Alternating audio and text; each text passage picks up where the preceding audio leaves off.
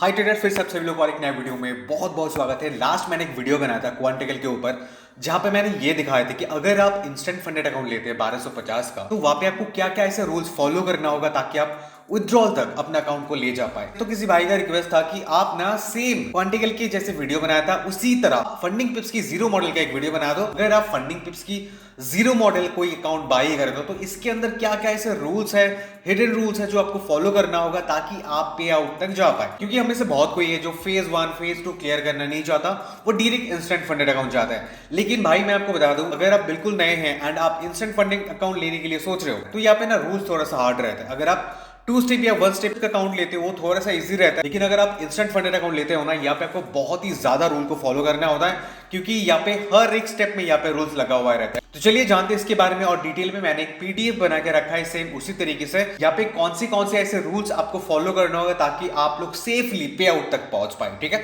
तो चलिए स्टार्ट करते हैं। एंड जो कोई भी हमारे चैनल पे फर्स्ट टाइम आ रहे हो, फर्स्ट टाइम वीडियो देख रहे हो, अगर आपको वीडियो पसंद आ रहा है तो हमारे चैनल को अभी से सब्सक्राइब करके रख लो।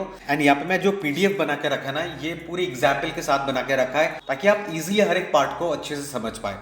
तो यहाँ पे मैं अपना स्क्रीन को शेयर कर देता हूँ। तो इस वीडियो पर मैं सिर्फ इंस्टेंट फंडेड अकाउंट के बारे में ही बताने वाला हूँ। मान लो आप फंडिंग पिप से $10,000 का एक इंस्टेंट फंडेड अकाउंट खरीदने वाले हो या खरीद ले हो, उसके बाद आपको उस अकाउंट के अंदर क्या क्या ऐसे हिडन रूल्स है जो आपको फॉलो करना होगा ताकि आप लोग सेफली अपने पे आउट तक पहुंच पाए। तो सबसे पहले ना यहाँ पे जो नॉर्मल बेसिक रूल्स होता है उसके बारे में हम लोग बात कर लेते हैं। तो सबसे पहले अकाउंट ओवरव्यू दे देते हैं। ये जो इंस्टेंट फंडिंग मॉडल है, जीरो मॉडल है, इसके अंदर कोई भी तरीके का फेज 1 या फेज 2 नहीं मिलेगा। आप वहां पे डायरेक्ट फंडेड हो जाओगे एंड वहां पे आप जो भी प्रॉफिट्स बनाते हो रूल्स के साथ, उसका 80% आपको मिलेगा एंड बाकी 20% प्रॉफिट रख लेगा। ठीक है, यहाँ पे कुछ बेसिक ऐसे रूल्स है, सबसे पहले उसके बारे में बात कर लेते हैं।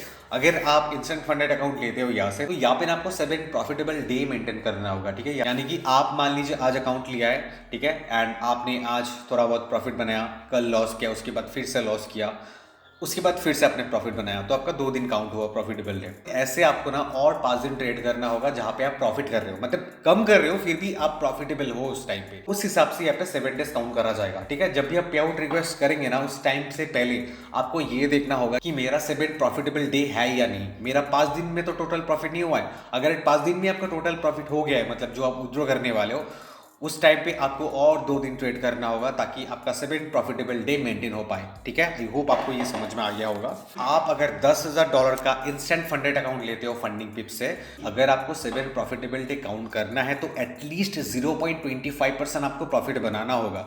कोई भी दिन चलेगा, लेकिन 7 दिन होना चाहिए। कितना है 0.25%? $10,000 का $25 एटलीस्ट प्रॉफिट करना होगा। ठीक है, उसके बाद है कंसिस्टेंसी रूल, जो मोस्ट इंपॉर्टेंट रूल होता है आज के टाइम में हर एक फर्म के अंदर। अभी फंडिंग पिप्स के अंदर भी कंसिस्टेंसी रूल्स होता है। Your highest profit day must not exceed 15% of total profit है। मान लीजिए आप $10,000 का अकाउंट लिए हो, ठीक है, एंड आप डे 1 में सोच के रखे हो कि मेरा जब यहाँ पे $600 या $700 हो जाएगा मैं ऐसे विड्रॉ करूंगा। आपने उस अमाउंट को चेंज नहीं किया, आपने सोच के ही रखा है मेरा 500 होते ही मैं इसे विड्रॉल कर लूंगा। अभी मान लीजिए आपका $500 हो गया, ठीक है, आप 2 दिन में बनाए या 4 दिन में बनाए या 10 दिन में बनाए।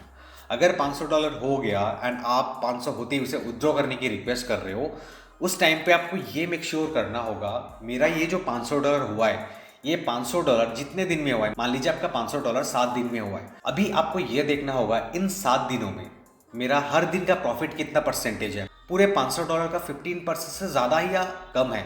आपका जो पूरा परसेंटेज यहाँ पे काउंट करा जाएगा ना, वो आपके पूरे टोटल प्रॉफिट से काउंट करा जाएगा जो आप विड्रॉल करने वाले हो। ठीक है, अगर आप 1000 सोच के रखोगे नहीं मेरा 1000 होते ही मैं उसे विड्रॉल करूंगा, तो 1000 जब भी आप रिक्वेस्ट करेंगे ना, जब उस रिक्वेस्ट पे आउट में क्लिक करेंगे, उस टाइम पे आपका जो वहाँ पे 1000 अमाउंट रहेगा, आपको ये देखना होगा ये पूरे 1000 का जो 15% होता है, मेरा हर दिन का जो प्रॉफिट है ये 15% से ज़्यादा या कम है आपके टोटल प्रॉफिट का 15%। अगर कम है तो आप वहाँ पे विड्रॉल रिक्वेस्ट कर सकते हो। अगर आप कैलकुलेट करके ये देख रहे हो मेरा कोई भी एक दिन ऐसा है जो मेरे $1000 का 15% से ज़्यादा प्रॉफिट है, आपने उस दिन 15% ज़्यादा प्रॉफिट बना लिया, तो आप उस दिन पे आउट रिक्वेस्ट नहीं डाल सकते। आपको उसे मेंटेन करने के लिए और कुछ दिन ट्रेड करना होगा ताकि आपका हर दिन का प्रॉफिट टोटल प्रॉफिट का 15% से कम हो। ठीक है, आई होप आपको ये समझ में आ गया होगा। यहाँ पे देखिए एक छोटा सा एग्जाम्पल है। अभी मान लीजिए आपने टोटल $500 प्रॉफिट बनाया, तो max single day profit is allowed कितना है? $75। अगर आप टोटल प्रॉफिट 500 बनाना चाहते हो एंड आप 500 को विड्रॉ करना चाहते हो, तो अभी मान लो मैंने 7 दिन पहले एक अकाउंट लिया है एंड आज मैंने $500 बना लिया। अभी रिक्वेस्ट करूंगा $500। तो अभी रिक्वेस्ट करने से पहले मुझे ये देखना होगा मेरा हर दिन का प्रॉफिट $75 से ज़्यादा है या कम है। अगर मेरा हर दिन का प्रॉफिट $70 से कम है, अगर मैं अभी इसे विड्रॉ करना चाहूंगा तो मैं इसे विड्रॉ लगा सकता हूं। लेकिन अगर कोई भी ऐसा दिन है मेरा हर दिन का प्रॉफिट $75 से ज्यादा है एंड मैं $500 विड्रॉ करना चाहता हूं, तो अभी मैं विड्रॉल रिक्वेस्ट नहीं कर सकता। बस इतना ही है कंसिस्टेंसी रूल। आई होप मैं आपको यहाँ तक समझा पाया। उसके बाद है डेली लॉस रूल, यानी कि अगर आप फंडिंग पिप्स का $10,000 का अकाउंट लेते हो या कोई भी अकाउंट लेते हो, तो यहाँ पे आपका डेली लॉस जो रूल रहता है वो है 3%। इफ $10,000 का अकाउंट लेते हो तो आपका डेली जो लॉस होगा वो $300। अगर आप डेली लॉस $300 टच कर लिया तो आपका अकाउंट यहाँ पे टर्मिनेट हो जाएगा, यानी कि आप डेली लॉस लिमिट यहाँ पे हिट कर दे रहे हैं। उसकी बात यहाँ पे ट्रेलिंग ड्रॉडाउन। ट्रेलिंग ड्रॉडाउन का मतलब है आपके ना प्रॉफिट के साथ ये मूव होता रहेगा। यहाँ पे एक एग्जाम्पल है, the drawdown trails your highest equity. जब भी आपका हाईएस्ट इक्विटी होगा तब यहाँ पे ट्रेल होगा।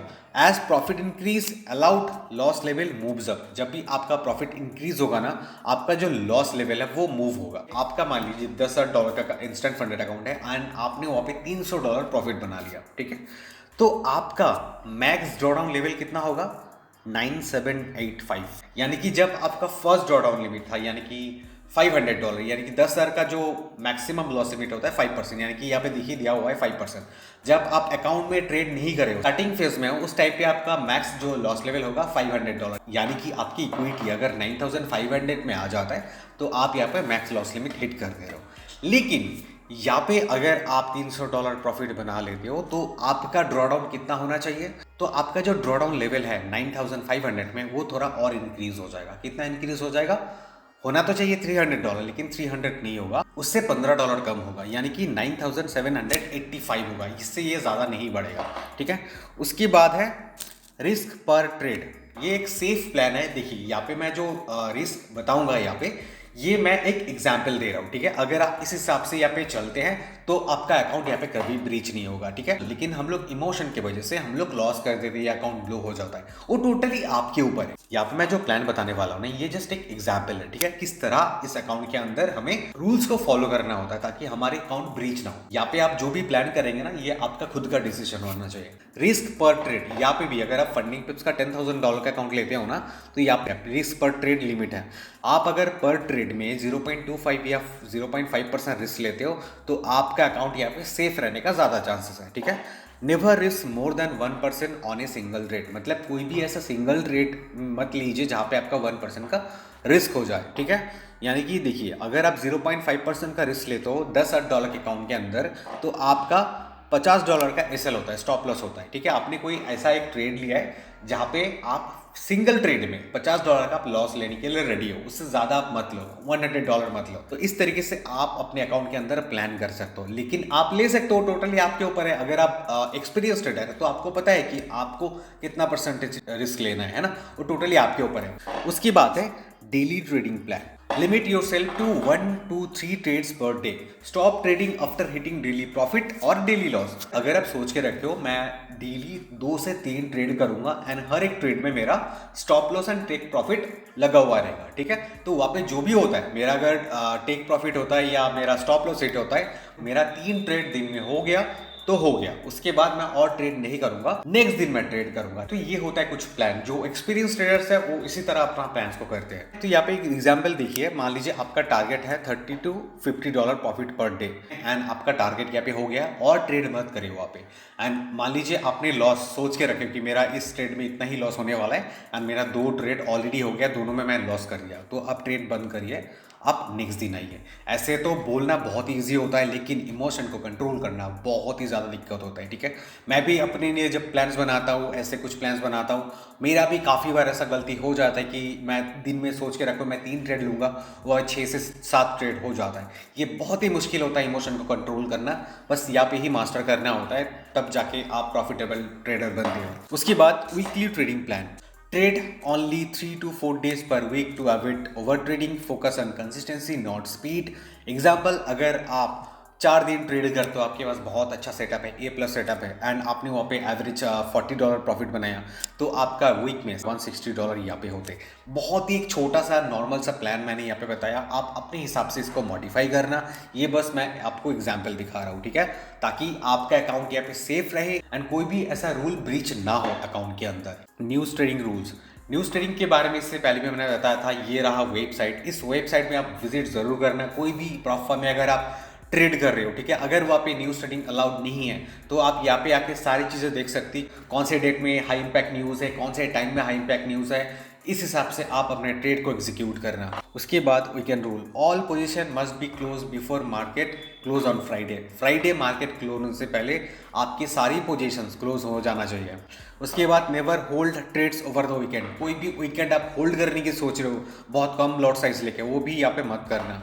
ये एंड टूल यूजेस के बारे में बताया जा रहा है, अगर आप ये यूज़ करना चाह रहे हो, अगर वो मैन्युअली करते हो तो यहाँ पे अलाउड है, लेकिन आप अगर कोई बॉट यूज़ कर रहे हो तो यहाँ पे वो अलाउड नहीं है। जैसे कि एग्जांपल एसएल एंड टीपी के लिए आप कोई मैनेजर रखे, मतलब बॉट मैनेजर रखे हो, वो सारी चीज़ें यहाँ पे अलाउड नहीं है, ठीक है।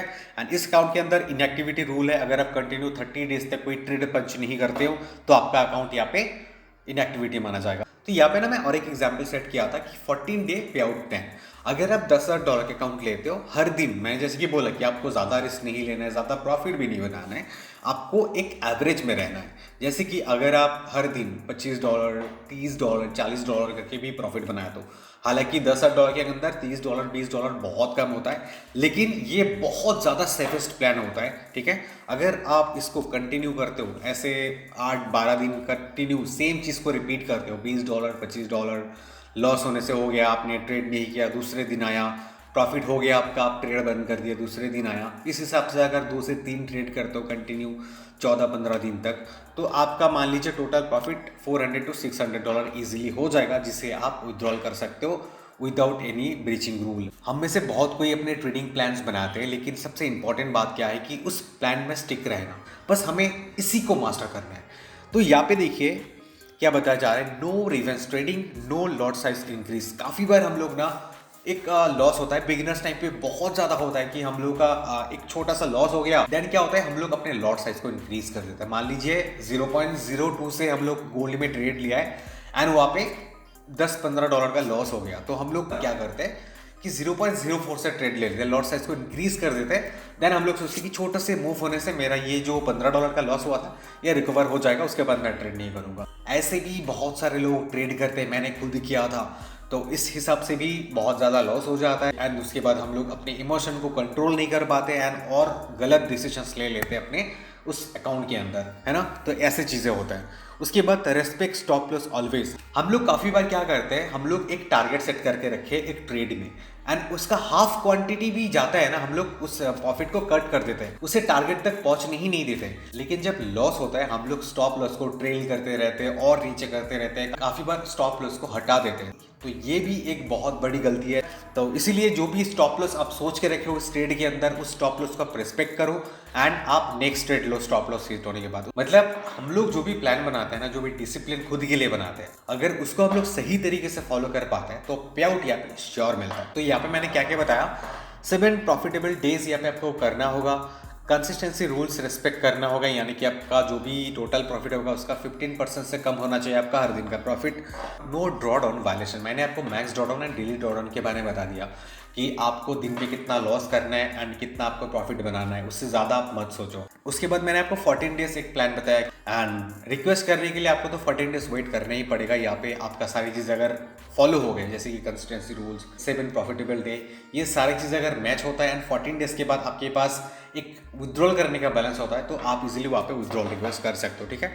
बस गाइस इतना ही है एंड विड्रॉल करने के लिए राइस बहुत अच्छा ऑप्शन होता है, ठीक है, आप राइस यूज़ कर सकते हैं। तो गाइस आई होप आपको इस वीडियो से कुछ फायदा होगा, कुछ इन्फॉर्मेटिव लगा एंड कोई भी जगह पे अगर आपका डाउट वगैरह हो रहा है ना, तो कमेंट करके जरूर बताना, ठीक है, मैं आप लोगों को वहाँ पे रिप्लाई कर दूंगा। एंड जो कोई भी फर्स्ट टाइम यहाँ से अकाउंट लेने के लिए सोच रहे हो, आप लोग मेरे डिस्क्रिप्शन में जाके भी यहाँ पे अकाउंट ले सकते हो, तो आपको 2 टाइम्स यहाँ पे जब भी आप परचेस करेंगे ना अकाउंट, तो वहाँ पे आपको डिस्काउंट मिल जाएगा, ठीक है। एंड इसके अलावा अगर आपका ऐसा कोई रिक्वेस्ट है कि इसके ऊपर एक पर्टिकुलर वीडियो बना दो, चाहे कंपैरिजन के वीडियो या और कुछ हो, तो आप लोग कमेंट करके जरूर बताना, ठीक है। आई होप गाइस वीडियो आपको पसंद आया। वीडियो पसंद आया तो वीडियो को लाइक जरूर करना। एंड आप में से जो कोई भी हमारे चैनल पर फर्स्ट टाइम आ रहे हो, फर्स्ट टाइम वीडियो देख रहे हो, तो आप लोग ने मेरे बाकी सारे वीडियोस को एक बार देख लो। देन अगर आपको पसंद आता है हमारे चैनल के वीडियोस, देन इस चैनल को आप सब्सक्राइब कर सकते हो।